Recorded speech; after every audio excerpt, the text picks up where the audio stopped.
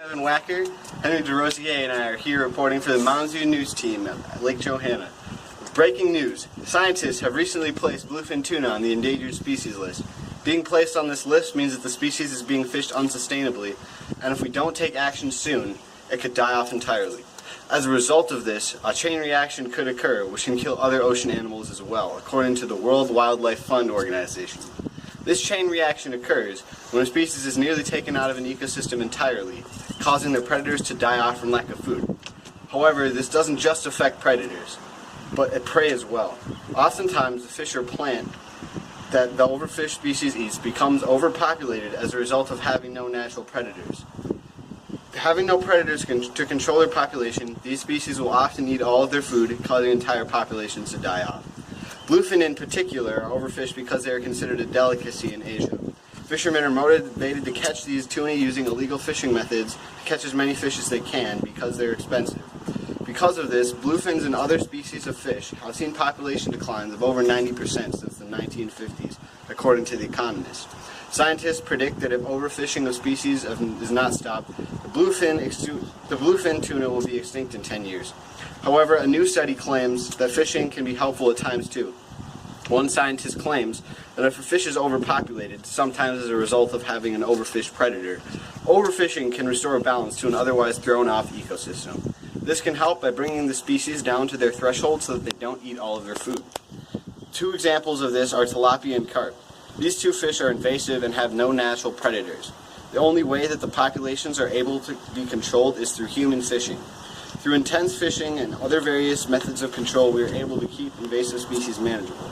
Now over to Henri on the economic section of today's story. Overfishing has many economic risks and can cause several economic problems. Although it may seem like catching more fish is a good thing, leading scientists in the field say otherwise. That's because if you overfish a population instead of fishing it sustainably, in a few years there will be exponentially less and less fish, causing you to yield far less profit in the future. Not only would this decrease tax revenue and increase GDP in fishing cities, but you will be yielding less fish yearly, which would affect people who rely on fish for food. One example of this is the Atlantic Northwest cod fishery, which was overfished and nearly destroyed due to unsustainable activity.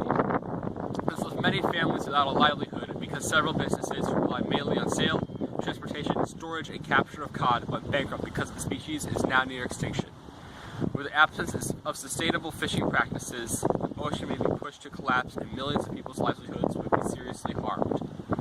Fishing is a way of life for many people, but if we don't find a sustainable solution to our overfishing problems, it can start hurting us more than it helps. Now let's talk to Ian about possible economic benefits of this epidemic. Continuing off what Henry said, overfishing can also have economic benefits. Seafood is a way of life for many, and overfishing provides a consistent and well-balanced food source for them to live on. This is especially prevalent in Asia and Africa because it's an easy food source for the millions of people who live below the poverty line there. It is unreasonable to supply all 3.5 billion people who live and rely on the oceans for food by fishing in small numbers. Additionally, the fishing industry provides hundreds of thousands of jobs for people who would otherwise be jobless, considering you don't need a high school diploma to work in most blue-collar fishing jobs. Also, the fishing industry yielded a whopping $90 billion in 2016 alone, making it a major part of our economy and supplying countless people with jobs and need to live a healthy life.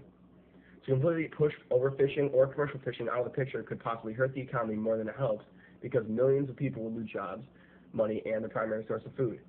In regards to fishing, we should keep in mind not only environmental health, but also the needs of our people and our economy. Now back to our regular scheduled programming.